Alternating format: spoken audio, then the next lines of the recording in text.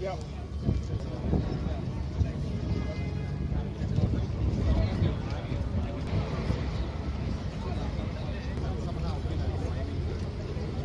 That sign, rap sign.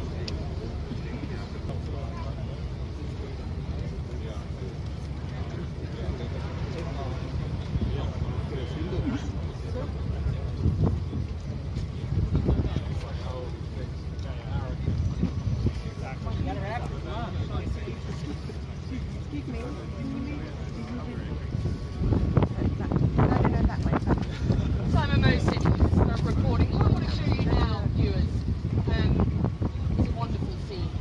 These are Muslim mums. Let's go, guys. Please stick, please. And this is in commemoration to the heroes. Reporting. What I want to show you now, viewers, is a wonderful scene. These are Muslim mums. There's a little fella here who's bought a little sign, and this is in commemoration. You can see his little sign to the heroes of London. There are flowers on the street here. Ladies with hashtag turn to love, hashtag ISIS equals enemies of Islam, hashtag ISIS will lose, hashtag turn to London. And I think a poignant scene, and a scene we should sit on just for you viewers to understand exactly how people feel here on the streets of London, so close to what were such brutal attacks last night.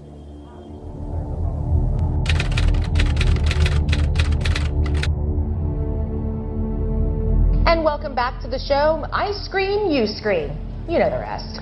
I scream, you scream, you know the rest. I scream, you scream, you know the rest. I scream, you scream. You know the rest. Well, I scream, you scream, you know the rest. I scream, you scream. Well, you know the rest. I scream, you scream, well, you know the rest. I scream, you scream, well, you know the rest. Got it. I scream, you scream, you know the rest. I scream, you scream. We all know the rest. I scream, you scream, you know the rest. I scream, you scream, well, you know the rest. I scream, you scream. You know the rest. Mike Myers says, yeah, baby. Mike Myers says, yeah, baby. Mike Myers says, yeah, baby. Mike Myers says, yeah, baby. Mike Myers says, yeah, baby. Mike Myers says, yeah, baby. Mike Myers says, yeah, baby. Mike Myers says, yeah, baby. Mike Myers says, yeah, baby. Mike Myers says, yeah, baby. Mike Myers says, yeah, baby. Mike Myers says, yeah, baby. Mike Myers says, yeah, baby. Mike Myers says, yeah, baby. Mike Myers says, yeah, baby.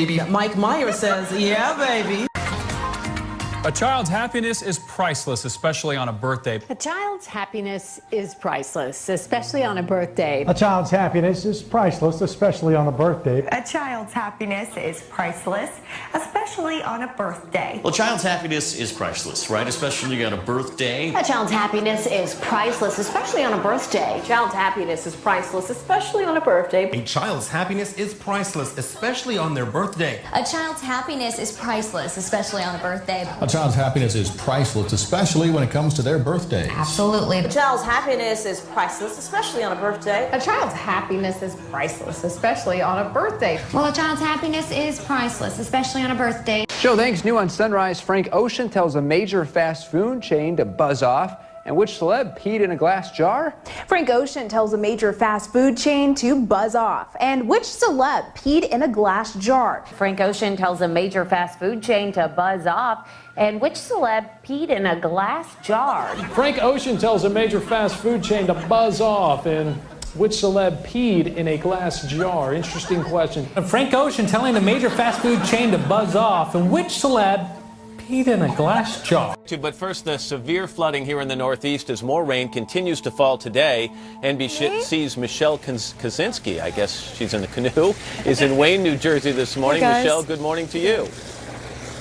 Good morning. Well, obviously we're getting a nice break from the rain, but not the flooding. This is essentially now a part of the Passaic River in this neighborhood. It rushed in yesterday.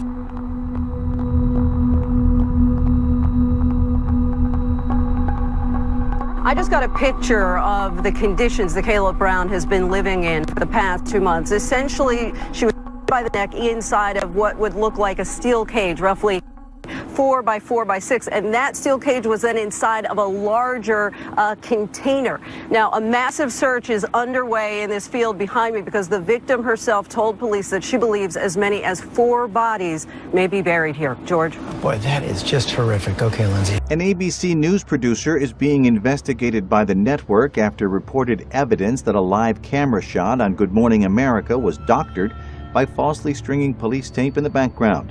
The shot featured reporter Lindsay Davis in Woodruff, South Carolina, where a woman was allegedly held captive in a storage container by a registered sex offender. Behind Davis, yellow police tape can be seen with the words, "Sheriff's Line, do not cross." A wider photograph of the scene shows that police tape was actually just attached to some ABC camera equipment to enhance the scene. Dateline NBC, a primetime news program, airs a story in 1992 entitled Waiting to Explode. The story includes footage demonstrating that a line of trucks produced by General Motors readily explode on impact. To see for ourselves what might happen in a side impact crash, Dateline NBC hired the Institute for Safety Analysis to conduct crash demonstrations. Unlike GM tests, the fuel tanks were filled with real gasoline. Look what happened.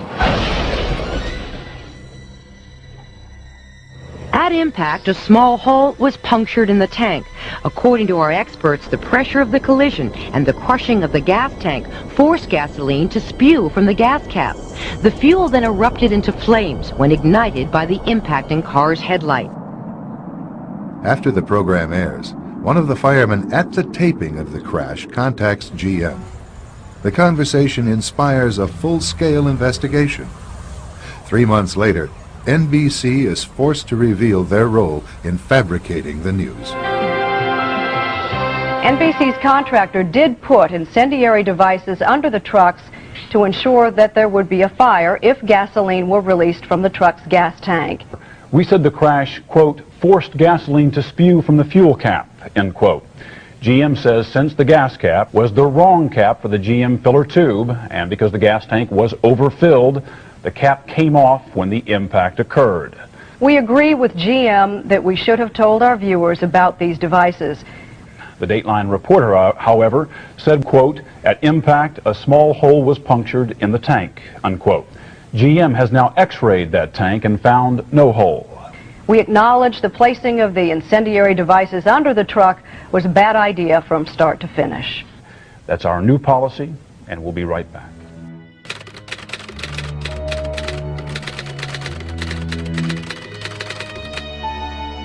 What Fox Television told us was that we were just the people to be the investigators.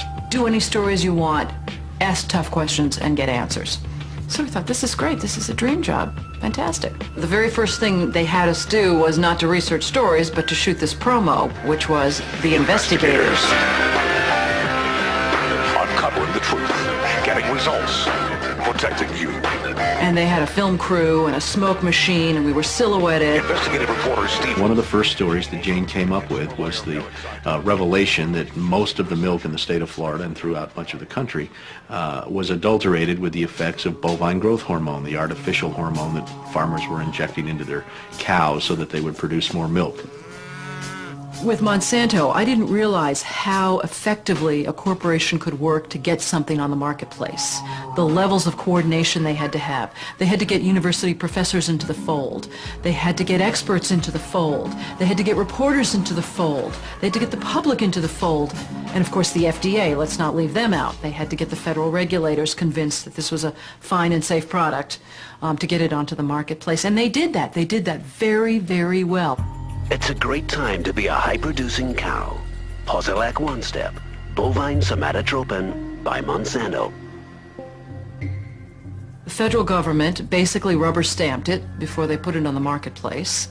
The longest test they did for human toxicity was 90 days on 30 rats.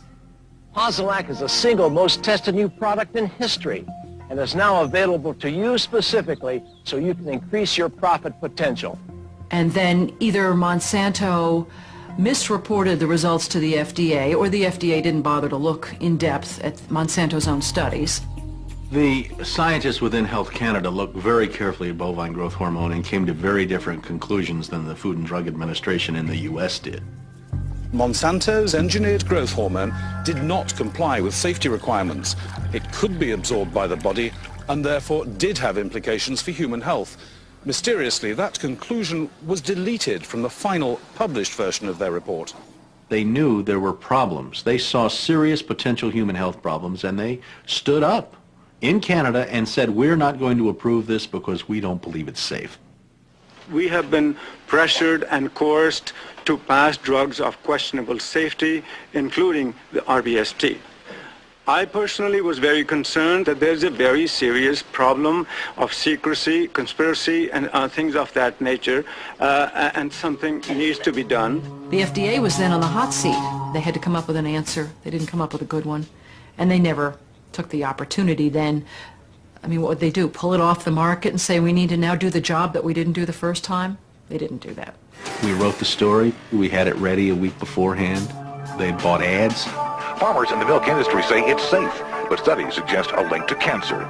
Don't miss this special report from the investigator. That Friday night before the Monday this series was to begin, the fax machine spit out a letter from this very high-priced lawyer in New York that Monsanto had hired. It contained a lot of things that were just off-the-wall false, just demonstrably false. But if you didn't know the story and you didn't know how he had gone about producing it, would have scared you as a broadcaster, as a manager. And they decided that they would pull the story and they would just check it one more time. But the bottom line was that there was no factual errors in that story. Both sides had been heard from. Both sides had had an opportunity to speak. 1 week later, Monsanto sent the second letter. And this was even more strongly worded. And it said there will be dire consequences for Fox News if the story airs in Florida. And this time they freaked. They were afraid of being sued, and they were also afraid of losing advertising dollars at all of the stations owned by Rupert Murdoch. And he owned more television stations than any other group in America. I mean, that's 22 television stations. That's a lot of advertising dollars for Roundup, aspartame, NutraSweet, and other products. So we got into a battle, and the first deal was the new general manager. And his name's Dave, and Dave is a salesman, and, you know, he'd pump your hand. How you doing, how you doing? Called us upstairs to his office, and he said, what would you say if I killed this piece? What if it never ran? And we said, well, you know, we wouldn't be very happy about that. And he said, well, I could kill it, you know. And we said, yes, of course, you're the manager. You could kill it. It would never air. And he's hemming and he's hawing and he's back and he's forth. And we couldn't figure out, what is this all about? And finally he blurted out, look, would you tell anybody? You know, I said, I'm not going to lie for you. About a week later, calls us back to the office and says, okay, we'd like you to make these changes. In fact, you will make these changes. We said, well, look, let us show you the research that we have that shows that this information you want us to broadcast isn't true. To which he replies, I don't care about that. I said, pardon me? And he said, well, that's what I have lawyers for. Just write it the way the lawyers want it written. I said, you know, this is news. This is important. This is stuff people need to know. And I'll never forget, he didn't pause a beat, and he said, we just paid $3 billion for these television stations. We'll tell you what the news is. The news is what we say it is. I said, I'm not doing that. And he said, well, he said, if you refuse to present this story the way we think it should be presented, you'll be fired for insubordination. I said, I will go to the Federal Communications Commission and I will report that I was fired from my job by you, the licensee of these public airwaves, because I refused to lie to people on the air. And it's thank you very much. You'll hear from us right away. Well, 24 hours came and went and we didn't hear a thing. And about a week later, he calls us back, and now we've changed strategies. How about if we pay you some money and you just go away? And I said, how much money? Because, you know, when somebody offers to bribe you like that, I always want to know if it might be worth it. He was going to offer us the rest of our year's salary if we agreed not to talk about what Monsanto had done, to not talk about the Fox corporate response in suppressing the story, and to not talk about the story. Not talk about BGH, again, anywhere. Not take the story to... And he said, are you going to sign? And we said, nah, Dave, we're not going to sign that. And he said, well, send it back, okay? I said, no, Dave, we're not going to send that back. It was, okay, we can't buy you out. We can't shut you up. Let's get the story on the air in a way that we can all agree it will go on the air. And we started rewriting and editing with their lawyers. Well, during this 8-month re-review process, I say, jokingly, they did things like, for example, they wanted to take out the word cancer. You don't have to identify what the potential problem is. Just say human health implications.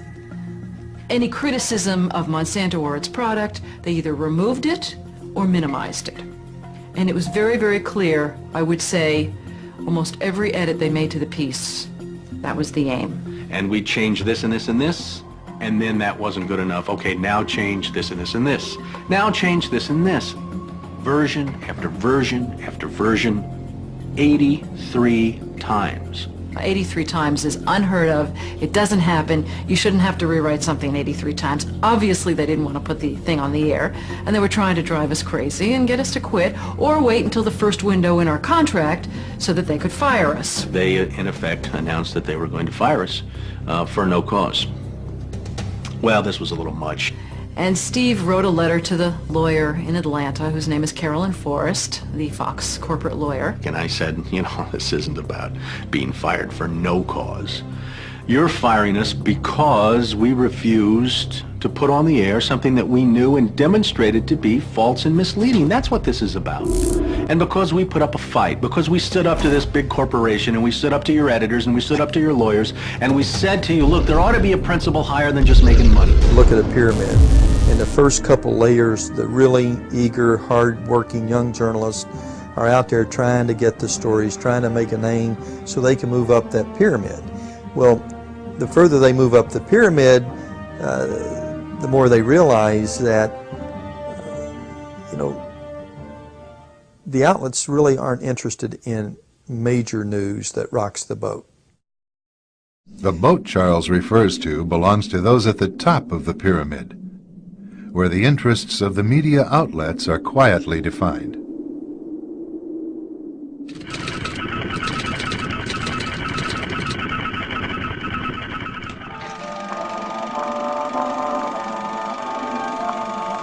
The year is 1917, and Representative Oscar Callaway enters a disturbing statement into the U.S. Congressional Record.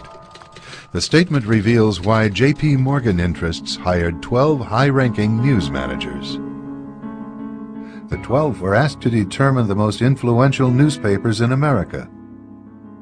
They were to figure out how many news organizations it would take to control generally the policy of the daily press of the United States.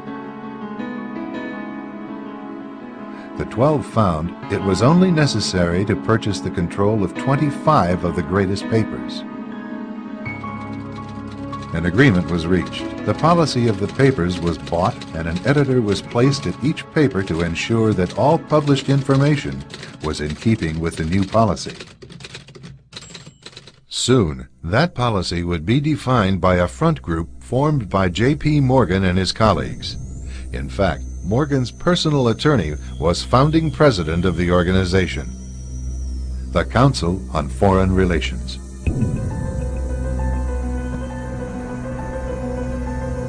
Today, the CFR maintains that its goal is to increase America's understanding of the world.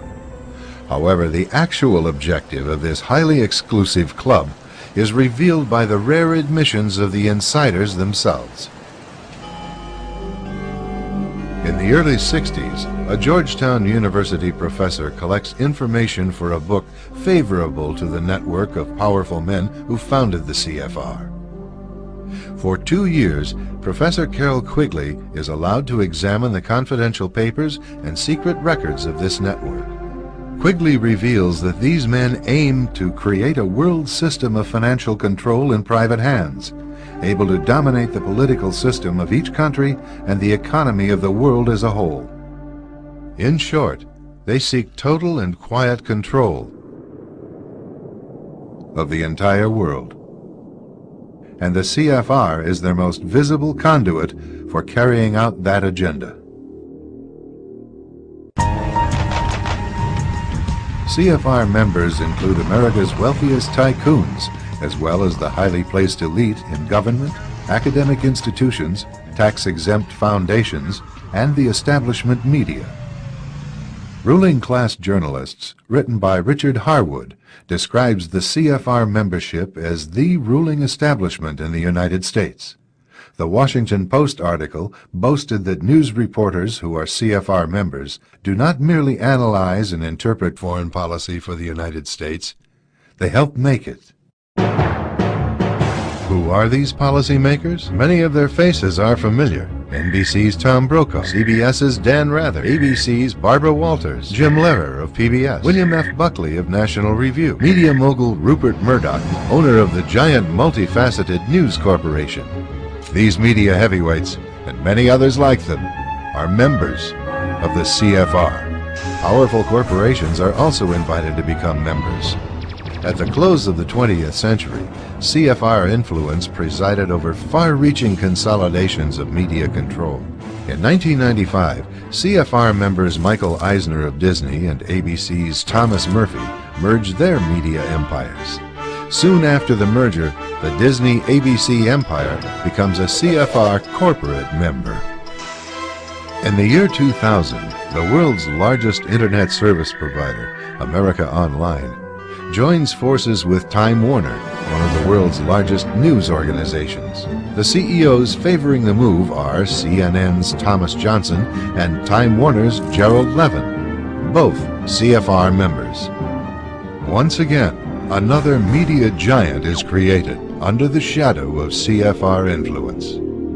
Today, an elite handful of individuals define the agendas that are supported by the empire of establishment news.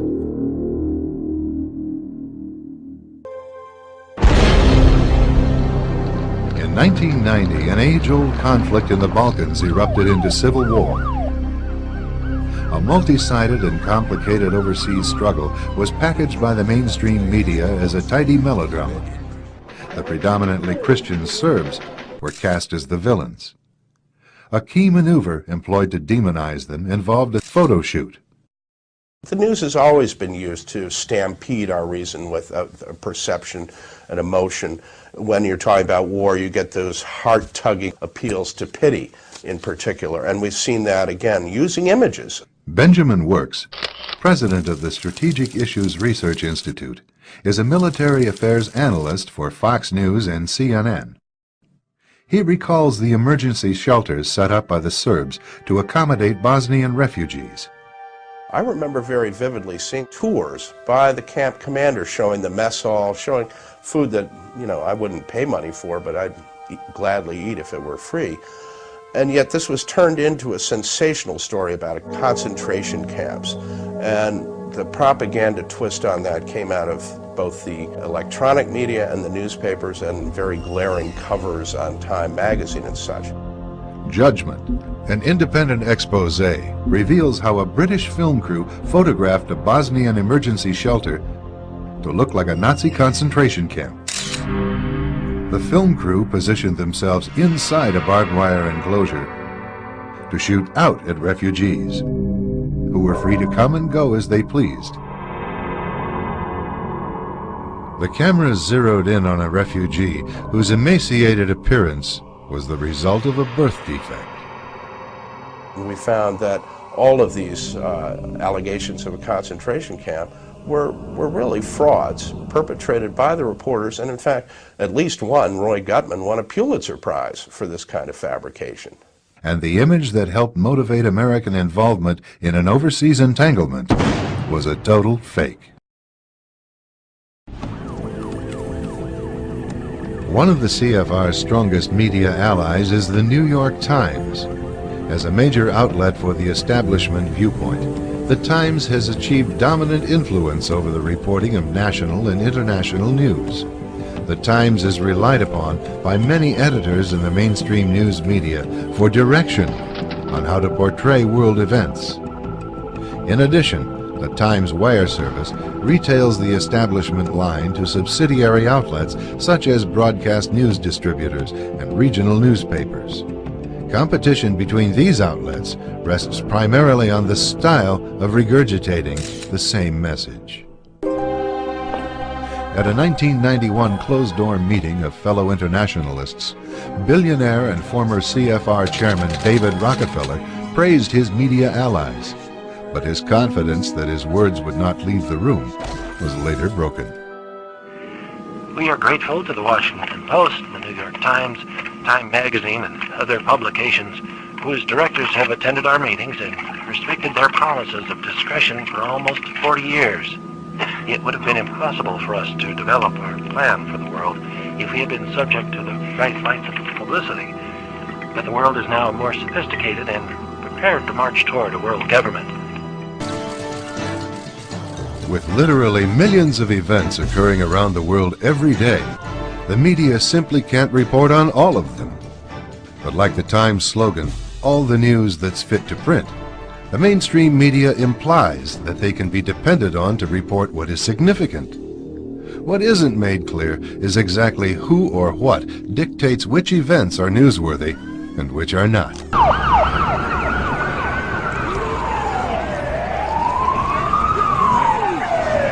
If it bleeds, it leads. This cynical saying, often regarding mainstream news, implies that violent or catastrophic reports are peddled as top stories. And the two planes collide.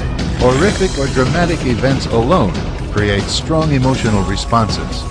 Add to that sweeping statements that stir public fear. The police can't stop it. Reports of war, nuclear threats, natural disasters, scandals, and murders often filled the daily news for reasons other than to inform.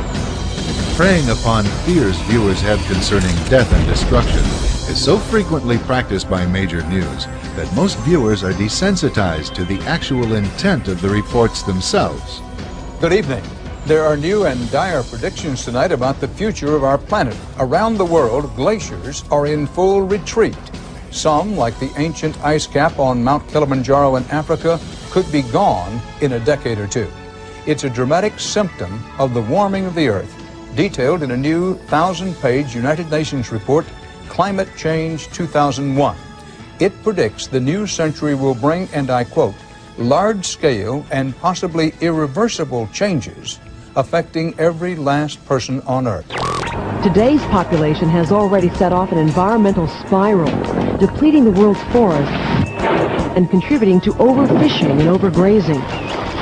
Soil is being eroded, which in turn is hurting crop production, leading to starvation. This is punishment, say scientists, for sins of the past, the end result of years of pollution, wildfires year-round in California. That 500-year flood that devastated Grand Forks, North Dakota, occurring every 5 years. Greenhouse gases that stay in the atmosphere 100 years after they're released. It is a doomsday scenario detailed in a report sponsored by the United Nations. Sweltering summers, rising sea levels, more droughts, more violent storms. Global warming is real, the new report declares, and humans are helping to cause it.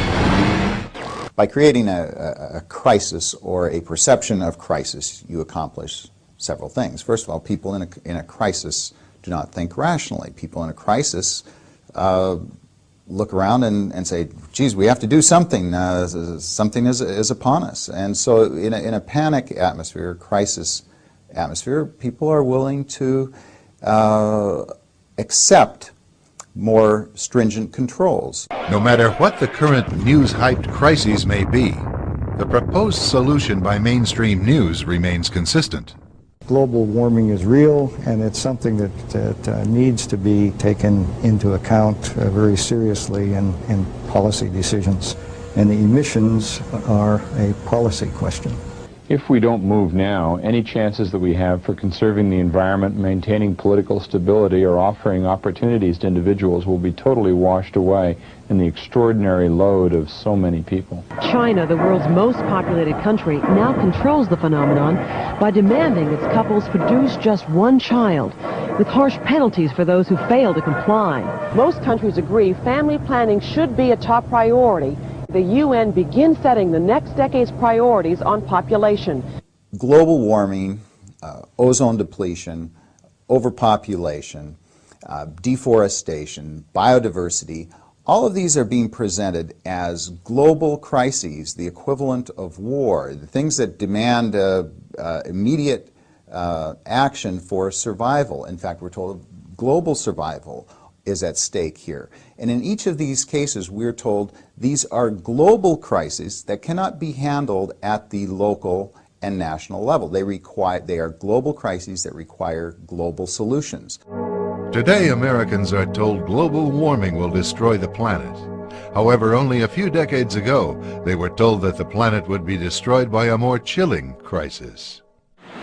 What scientists are telling us now is that the threat of an ice age is not as remote as they once thought. If we are unprepared for the next advance, the result could be hunger and death on a scale unprecedented in all of history. During the lifetime of our grandchildren, Arctic cold and perpetual snow could turn most of the inhabitable portions of our planet into a polar desert. Do you have any people being paid by the CIA who are contributing to a major circulation American journal? We do have people who submit pieces to American journals. Do you have any people paid by the CIA who are working for television networks? This, I think, gets into the kind of getting into the details, Mr. Chairman, that I'd like to get into in executive session.